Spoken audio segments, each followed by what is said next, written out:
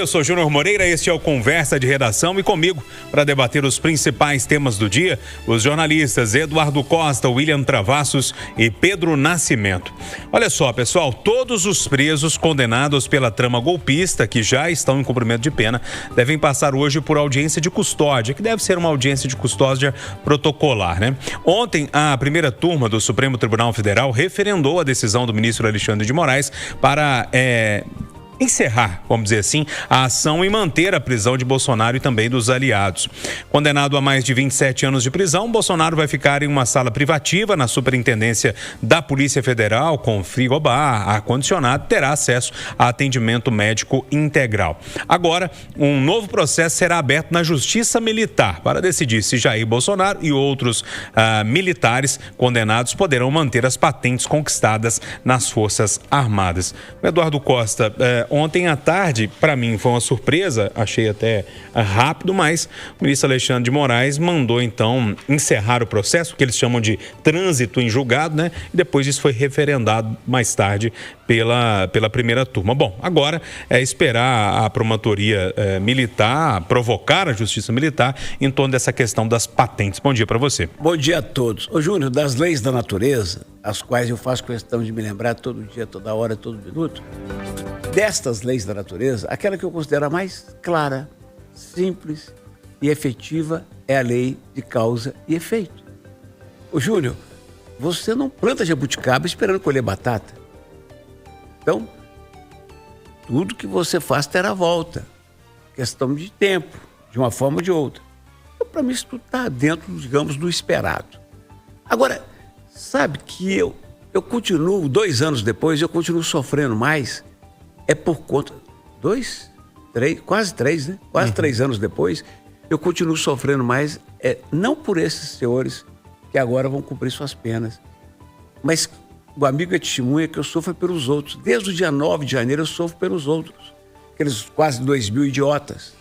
Muitos deles foram a Brasília, Júnior, para fazer um passeio dentro de um sonho efetivo, verdadeiro, sincero, de um Brasil melhor. E estão aí, encalacrados com 12, 14, 17 anos de cadeia. Ao contrário dos militares, o capitão está na Polícia Federal, os generais estão nos quartéis, em salas especiais, relativamente confortáveis para o sistema penitenciário brasileiro. Aqueles idiotas úteis estão na papuda, Júnior. E aí Deus sabe como é que é o sistema da papuda. Outra coisa, ainda que condenados, esses militares vão continuar recebendo seu salário, a tratar de suas famílias. E, na hipótese de perderem a patente, que na minha opinião é o mínimo que se espera para a preservação da imagem das Forças Armadas, o dinheirinho deles, Júnior, mesmo condenado a 20 e tantos anos de cadeia, mesmo expulso do Exército, o dinheirinho vai continuar caindo na conta ou da esposa ou dos filhos. E se tiver uma filha solteira que casar, mas não casar no papel, pro resto da vida dela. Então, eu continuo achando que as maiores vítimas, além do Brasil, é claro, de toda essa confusão, foram aqueles idiotas úteis de 8 de janeiro. No mais, é cumprir a pena, pagar, né, e retomar a normalidade, porque senão o Brasil não funciona. O outro lá, o atual presidente, ficou lá 500 e tantos dias. Saiu de uma forma que muita gente não engole, inclusive eu, mas ficou lá. Esse agora, pelos cálculos, né, se ficar 6 anos, se não houver mudança no curso da história, se ficar 6 anos, ele volta a ter o direito de ficar em casa. E aí, William Travassos, a situação desse julgamento da trama golpista que a gente acompanha há muito tempo chegou no capítulo final. É lógico que a defesa diz que ainda vai fazer um recurso, um entendimento do STF que não cabe mais esse recurso, mas fato é que agora começam a cumprir pena. Bom dia. Bom dia, Júnior Moreira, bom dia, bancada, bom dia, os ouvintes da Itatiaia. Eu vou ter que sacudir esse muro hoje, porque eu imaginava um outro discurso do Edu, porque o Eduardo, você foi o sujeito que disse aqui aos 4 ventos que a tua grande expectativa era para punir as autoridades responsáveis por isso, por esse ato golpista. Eu lembro que você falou assim, essas pessoas sempre precisam ser punidas e eu quero ver isso. Bom, o que você estava pedindo aconteceu. Entendo a sua preocupação com aqueles que participaram dos atos golpistas, né? E dessa diferença que você traz na forma de tratamento, mas isso está dentro do rito, porque são autoridades e possuem as suas patentes. Eu não sei se essas patentes elas ainda se mantêm em pé, em função da gravidade dos atos que essas pessoas foram condenadas, isso pode cair por terra. Agora é fato, não tem ninguém. O cara da Marinha vai cumprir numa estação de rádio de segurança máxima, que foi modernizada agora, ninguém tem acesso, tem um controle, um rigor absurdo, né? Ele não vai para a Ilha das Cobras, onde você tem lá o militar da Marinha cumprindo pena, né, por crimes comuns, enfim, ele vai ficar numa área diferenciada. Agora, dentro do que a gente está vendo, e o que o Eduardo tocou no caso do Lula, aí, que passou 580 dias dentro da cadeia, lá na Superintendência da Polícia Federal, no Paraná, e agora o Bolsonaro vai ficar numa área diferenciada ali em Brasília, o que a gente pode esperar é uma movimentação política para tentar reverter o quadro, talvez a anistia, e esperar a eleição de 2026, porque tudo pode mudar. Porque aí muda o governo, muda a ideologia, o cara com uma canetada ele resolve tudo isso e tá todo mundo em casa. A gente já viu isso acontecendo. Ô Pedro, a repercussão em Brasília intensa, né? De um lado e de outro. Eu estava acompanhando hoje mais cedo a reportagem da Aline Peçanha, que trazia essa repercussão, né? Eu tenho a sensação que essas repercussões, as falas não são tão sinceras assim. Queria saber de você a sua percepção aí em Brasília com tudo que está acontecendo e com a repercussão, lógico, né, dos políticos em torno disso. Bom dia para você. Bom dia, Júnior. Bom dia também para todos os debatedores aí do Conversa de Redação, o William, o Eduardo e também para quem está ouvindo, né? Bom, Júnior, aqui há muito que se fala da boca para fora e há o sentimento real do que as pessoas estão avaliando, né, com relação à prisão do ex-presidente Jair Bolsonaro. Inclusive eu vi da boca de petistas, né, de que não é uma coisa desejável, né, que não é muito legal, não é uma coisa, né, motivo de se comemorar ver um ex-presidente sendo preso e vi inclusive de aliados de Bolsonaro torcendo para que isso se resolvesse logo, porque estão impacientes com relação a esse impasse em torno da eleição de 2026. Então, assim, há o que se diz, né, da boca para fora, mas há os interesses reais, né? E o interesse real que havia aqui em Brasília em comum com todo mundo é que esse processo já estava se alongando demais e que o ministro Alexandre de Moraes já não tinha mais motivos para não decretar o início do cumprimento dessas penas. Todo mundo já havia sido julgado, todo mundo já teve o amplo direito de defesa, né? Os advogados tiveram aí o tempo para apresentar os embargos de declaração, né? A gente ainda está num período ali que pode apresentar os segundos embargos declaratórios, mas isso aí é só um blá blá blá jurídico ali para poder tentar reverter uma coisinha ou outra, uns 2 ou 3 dias na cadeia, mas no mais é isso. Foi uma prisão que aconteceu ontem, Júnior. Eu estava aqui na redação quando a gente teve o ministro Alexandre de Moraes declarando o trânsito em julgado, que aconteceu de surpresa. Muita gente não esperava que fosse acontecer na tarde, esperasse que fosse acontecer ali num momento bem cedinho ali de manhã, que de repente não tivesse muita movimentação da imprensa, mas mesmo assim ocorreu sem algemas, o pessoal foi levado sem muito segredo, né, para o comando militar aqui do Planalto, foi levado para a estação de rádio, como disse o William, né, o Anderson Torres foi o único que foi para Papuda, né, foi para Papudinha. Então, assim, muito do que se alardeava em torno desse julgamento, a gente viu que acabou não se concretizando, né? De que não tinha esse direito de defesa, de que a situação ali estava sendo sabotada, de que o ex-presidente não estava tendo pleno direito de defesa, nada disso, né? Foi cumprido esse rito e foi muito importante que a justiça agiu de forma transparente, agiu de forma previsível, né? Apesar de que pegou de surpresa, né? Mas de forma previsível, seguiu todos os ritos ali, para que a gente não tenha nenhuma contestação. Mas é como você disse, assim, vai depender muito de 2026. O futuro de Jair Bolsonaro está galgado especificamente nesse ano de 2026, porque se a gente perceber, se o mundo político perceber que o bolsonarismo, né, isso aí que ainda sustenta o nome de Bolsonaro, da família Bolsonaro, não for suficiente para eleger um próximo presidente, ou mais deputados, ou mais senadores, certamente a partir de 2027 a gente vai estar aqui relembrando Raramente a gente vai estar lembrando aqui de Bolsonaro, porque, de fato, é o fim da carreira política dele, que foi presidente, enfim, que liderou esse movimento, mas que agora está vendo o sol nascer quadrado, né, Júnior? Olha só, pessoal, segue para a Câmara dos Deputados o projeto de lei que garante aposentadoria especial a agentes comunitários de saúde e agentes de combates a endemias.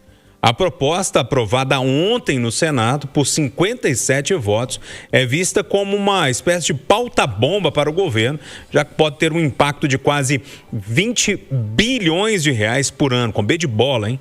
O projeto prevê, William Travassos, aposentadoria com integralidade e paridade para os agentes comunitários de saúde. Pela proposta, os homens poderão se aposentar aos 52 anos e as mulheres aos 50. Eu ainda estou num delay hoje, eu tenho que admitir, porque eu ainda estou pensando na fala do Pedro, que ele falou assim, petista falando que sente porque Bolsonaro foi preso, né? Exato. A turma sem algemas, imagina o general Heleno, 78 anos, algemado, né? Um militar que cumpria todo o seu rito. E, por final, o fim da vida do Bolsonaro. Agora, isso tudo que a gente está vendo, né? E agora com essa pauta bomba, isso pode estar relacionado, ou melhor, provavelmente está relacionado, com o Senado mandando um recado para o governo. Olha aqui, ó, vamos aprovar uma bombinha para vocês de 20 bilhões de reais. Resolve aí. Porque será que ninguém consegue enxergar no Senado? Os caras não estão enxergando que a gente tem um problema na Previdência absurdo com o envelhecimento da população. A gente tem a redução, né? Ou melhor, novos modelos de trabalho, onde você tem o cara que hoje não está pagando a Previdência, e aí a gente tem uma fila gigante no INSS, e aí vamos fazer o seguinte, não, vamos reduzir a aposentadoria, a idade para essas pessoas aqui, tudo bem, e eu vou gerar uma bomba de 20 bilhões, é isso? E quem é que vai pagar a conta? Me diz como é que vocês vão resolver isso. Então eu não vejo... o que eu estou vendo, na verdade, é uma pressão política. É mais uma movimentação política dentro do Senado para atacar o governo, talvez em função de uma escolha de um ministro que não era o que o Senado queria. E por isso que tem esse apelido de pauta-bomba, né, Pedro? Ou seja, meio que é explodir mesmo, ou implodir o governo, meio que pegando pela parte do dinheiro, né?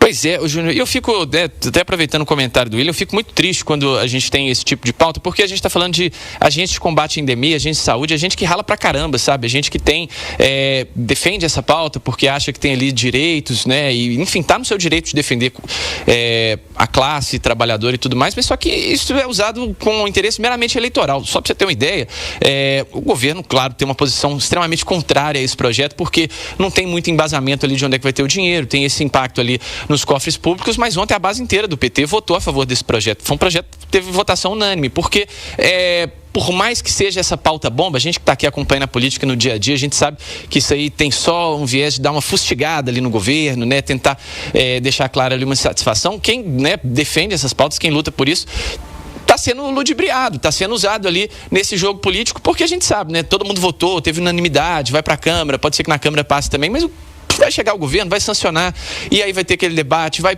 ir para o STF, o STF vai dar, enfim, razão para o governo por conta desse impacto que não está descrito ali no projeto, e aí a gente vê, mais uma vez, o jogo político brincando com a cara da população, né? Porque são temas que são usados ali meramente para poder fustigar o governo. Podia estar usando esse tempo ali para poder votar, por exemplo, o orçamento. A gente tem outras pautas também de grande relevância, né, que poderiam estar sendo discutidas no Senado, mas não, a gente está usando esse tempo, essa força, essa energia para poder mostrar a insatisfação de um senador, do presidente do Congresso, que ficou chateado por não ter a escolha dele contemplada por STF. Mas a gente tem que lembrar que desde o início da República, goste ou não, a função de escolher um ministro do STF é do presidente da República.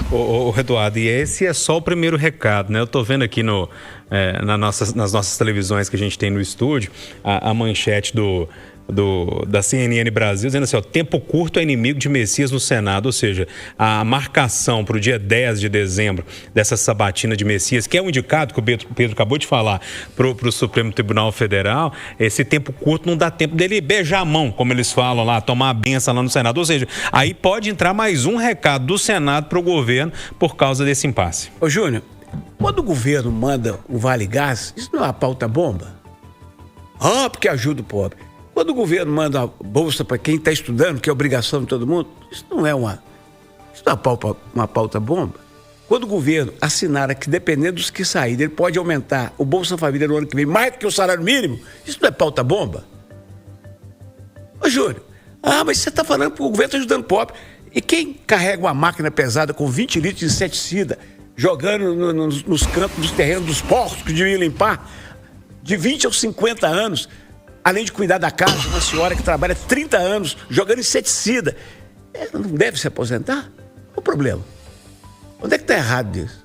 Onde é que está a bomba nisso? Tomara que continue brigando, governo e Congresso, para aprovar coisas desse gabarito, desse nível. Tomara. Mas como é que vai fazer? Tira do fundo eleitoral. Ué? Tá pauta bomba não, Júlio? Não, é pauta bomba sim, Edu, pelo amor de Deus. É a sua opinião. Tá? Não, mas sabe o que acontece? Não, tira do... Você sempre vem com a história do fundo eleitoral, mas não vai resolver. Com suas negas, Travassos. Não é que vai brigar com as suas negas. Sabe por quê, Edu? Por exemplo, quando ele fala que a base do PT toda aprovou, é a pauta populista. Porque a gente não vai falar a realidade pro povo, que a conta não... O governo, gente, está esticando essa fila do INSS e não consegue resolver o problema da fila. Sabe por quê? Porque não tem dinheiro para pagar. E aí vem falar o seguinte, agora a gente vai dar aposentadoria mais... Vamos reduzir o tempo de aposentadoria pro agente. Ok, tá bom, vai lá, faz isso. E aí quem é que paga? E você vai falar que a verba lá dos parlamentares é o quê? Essa verba partidária, 5 milhões? Bilhões, vai resolver? A gente tá falando de 20 bilhões, Edu. Não vem, esses caras estão jogando pra plateia, meu amigo.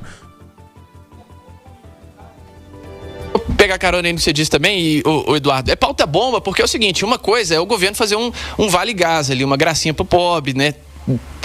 Quando o governo faz isso, ele coloca ali no orçamento direitinho quanto é que vai custar, de onde vai tirar e tudo mais. É uma gracinha que ele tá fazendo. É a mesma coisa que você chegar no shopping ali. Exatamente. É a mesma coisa que você chegar no shopping ali e colocar ali. William, é um programa social, uma coisa, assim, é um termo que eu usei aqui para falar que o governo tá fazendo um benefício ali para a população com base no que ele tá estipulando ali. Agora, outra coisa é alguém chegar e falar assim: não, você vai ter que gastar 100 bilhões, você não vai ter que tirar isso aí, não sei de onde, e aí aprova isso aí. Isso que é considerado pauta bomba, você entende? Por isso tá a complicação aí do governo. Quer falar, Eduardo? O dia que for briga, o dia que for briga de geração, eu reajo. Eu vou sacudir esse muro. Ele tá muito em cima do muro, vocês já estão percebendo isso? Vamos falar de um assunto que me interessa muito aí. Você quer falar dos flanelinhas? Quero. Rapidamente, não então. Resolve isso também, né? Visitar as luzes de Natal na Praça da Liberdade exige paciência para quem vai de carro, é lógico, muito trânsito, né? Além de encontrar uma vaga, é preciso habilidade para driblar os flanelinhas. Nosso Jonatas Peradelis, Eduardo, trouxe uma informação do amigo dele que foi lá. Flanelinha cobrou 50 conto dele. Eu fico pé da vida quando me fazem de palhaço. A minha inteligência já não é muita. Quando abusam, eu falei aqui na rádio e na televisão Alterosa com meu amigo Renato Silvio Neto que a Guarda Municipal podia se apresentar bem diante da população, combatendo nesse período os flanelinhas. Eu fui lá no feriado, adorei, porque estava Guarda Municipal e Polícia Militar fazendo um trabalho exemplar. Já jogaram a toalha. É igual essas blitz de polícia rodoviária na rodovia. Vai ali e faz um... E você não vê nenhum policial na... Ô, gente, me ajuda aí. Mas tem algo a comemorar. Eu reclamei aqui na Itatiaia que o horário de acendimento das luzes, 7 da noite, era muito tarde. Eu defendo 6 da tarde. Mas tá claro. É para que as crianças vejam a mudança, a transformação do que é luz natural para luz noturna. E porque muita criança que é novinha dorme. A secretária de Cultura, Bárbara Botega, acaba de me informar que vai adiantar para 6h30. Parabéns, secretária. Parabéns pela iluminação que está linda.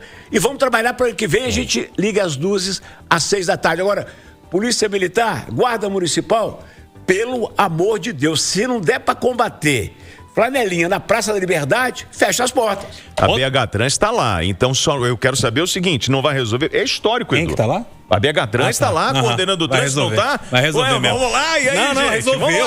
Mas o BH Trans está lá. Resolveu. A BH Trans toma conta. Agora vai. Pedro Nascimento. Agora o Acirantão. Bom dia para todo mundo.